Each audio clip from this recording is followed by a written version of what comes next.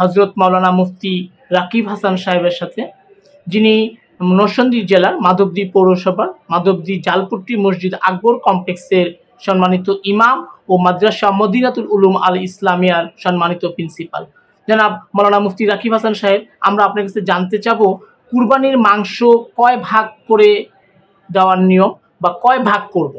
আরেকটা প্রশ্ন হচ্ছে যে কুরবানি গরু ক্রয় করার জন্য মানে কিস্তি, যেটাকে আমরা কিস্তি বলি বা সুদ বলি, অনেকে মানে সুদে টাকা নিয়ে কুরবানি দেওয়া যাবে কিনা, আর মানে যারা সুদের সাথে জড়িত এদেরকে কুরবানির অংশ মানে অংশীদার করা যাবে কিনা, ইসলামের দৃষ্টিতে এই বিষয়ে আপনি যদি আমাকে একটু বলতেন। জি মুহতারাম, এখানে কয়েকটি বিষয় একসাথে আমাকে প্রশ্ন করা হয়েছে।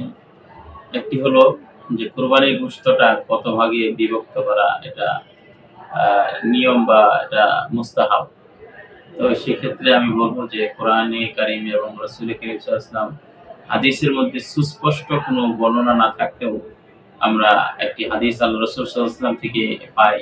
হযরত সালামা ইবনে আকওয়া থেকে বর্ণিত কুরবানির গোশতের ব্যাপারে রাসূল কারীম সাল্লাল্লাহু আলাইহি ওয়াসাল্লাম বলেছেন, কুলু ওয়া আতইমু ওয়াদাখিরু, যে তোমরা কুরবানির গোশত খাও এবং সেটাকে অন্যকে খাওয়াও, আহার করাও এবং প্রয়োজনে সেটাকে সঞ্চয় করো। তো বিষয়টা হলো এখানে আহার করাও, এর দ্বারা এই বাক্য দ্বারা আমরা বুঝি যে এক তো হলো গরিব মিসকিন যারা আছে অসহায় তাদেরকে দান করা এবং ধনী যারা আছে তাদেরকে উপহার হিসেবে দেয়া, এই দুটো বিষয় আমরা বুঝি। তো কোরআনে কারিমের মধ্যে সুস্পষ্ট কোনো পরিমাণের ক্ষেত্রে কোনো বিভক্ত কত ভাগে করতে হবে তার সুনির্দিষ্ট কোনো পরিমাণ উল্লেখ নাই। তাই উলামায়ে কেরাম সেটাকে বলেছেন যে কুরবানির ক্ষেত্রে কুরবানির গোশতটাকে 3 ভাগে বিভক্ত করা মুস্তাহাব। এক ভাগ নিজের জন্য রেখে দিবে, আরেক ভাগ বন্ধু বান্ধব আত্মীয়-স্বজন যারা আছে তাদেরকে হাদিয়া হিসেবে দিবে, আরেক ভাগ যারা অসহায় আছে গরিব মিসকিন তাদেরকে দান করে দিবে। তো মোট 3 ভাগে বিভক্ত করা কুরবানির গোশতটাকে, এই 3 ভাগে বিভক্ত করা, এক ভাগ হলো নিজের জন্য রেখে দেওয়া, আরেক ভাগ আত্মীয়-স্বজনকে দেওয়া, আরেক ভাগ গরিব মিসকিনদেরকে দান করা। এই 3 পদ্ধতিতে বিভক্ত করাটা মুস্তাহাব।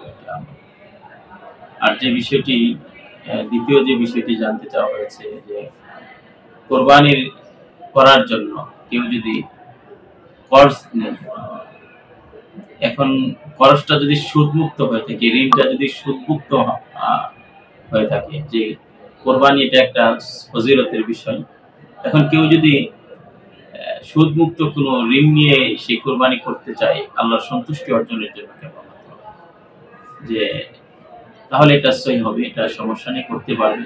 যে কোনো কাজে নেক কাজ ঋণ নিয়ে করা যায় যদি সেই ঋণটা পরিশোধ করার ইচ্ছা, দৃঢ় ইচ্ছা তার থাকে। যেরকম দান সাদাকার ক্ষেত্রে যদি কেউ ঋণ করে দান সাদকা করতে পারবে, ওমরা করতে যদি কেউ নিয়ত করে ঋণ করে যদি করে এবং সেই ঋণ যদি পরিশোধ করার নিয়ত থাকে তাহলে সেটা করতে পারবে। তদ্রূপ কোরবানিও কেউ যদি এরকম সুদমুক্ত ঋণ নিয়ে করে এবং সেটা পরিশোধ করার মানসিকতা থাকে 100%, তাহলে তার কোরবানি সহি হবে, এক্ষেত্রে কোরবানি করতে পারবে। দ্বিতীয় যে বিষয়টি, আর কেউ যে সুদ নিয়ে কোরবানি করলে, সুদের মাধ্যমে যদি ঋণ নেই সুদযুক্ত, তাহলে এটা তো একটা হারাম বিষয়। হারামে লিপ্ত হয়ে সে কোরবানি দিচ্ছে না, বরঞ্চ সে সামাজিকতা রক্ষা করছে, কিংবা শুধুমাত্র গোশত খাওয়ার এই মনোবৃত্তি থেকে সে সুদ যুক্ত এই ঋণ নিয়ে সে কোরবানি দিচ্ছে। এটা কোরবানি বলা যায় না, এটা গোশত খাওয়ার জন্য একটা হারাম পদ্ধতি সে বেছে নিয়েছে। আর তৃতীয় যে বিষয়টা চতুর্থ যে বিষয়টি আপনি বলেছেন যে কোন সুদী ব্যক্তি, কারো 7 শরীকের মধ্যে কোনো একজন ব্যক্তি যে সুদী ব্যক্তি হয়ে থাকে, সুদ খায়, এটা আমার জানা থাকে যে ব্যক্তি সুদ খায়, তাহলে এই একজনের কারণে পুরো বাকি যে 6 জন আছে তাদের কারো কুরবানি করবে। এই জন্য শরীক নির্বাচনের ক্ষেত্রে আমাকে সতর্কতা থাকতে হবে, যেহেতু এটা একটি আবাদত। এবাদতটা সহি শুদ্ধ হওয়ার জন্য আমাকে সর্বোচ্চ সতর্কতা অবলম্বন করতে হবে। এই জন্য শরীক নির্বাচনের ক্ষেত্রে আমি দেখবো যে আমি যার সাথে শরীক হচ্ছি বা যাকে আমার সাথে শরীক নিচ্ছি সে কি তার ইনকাম যেটা, এটা কি হালাল না হারাম। হারাম যদি হয় তাহলে আমি তাকে নেব না। যদি তাকে নেই তাহলে এই একজনের কারণে আমার এবং বাকি যে লোকজন আছে তাদের সকলেই কোরবানি নষ্ট হয়ে যাবে। এই জন্য এই বিষয়টা খুবই আমাদের খেয়াল রাখতে হবে।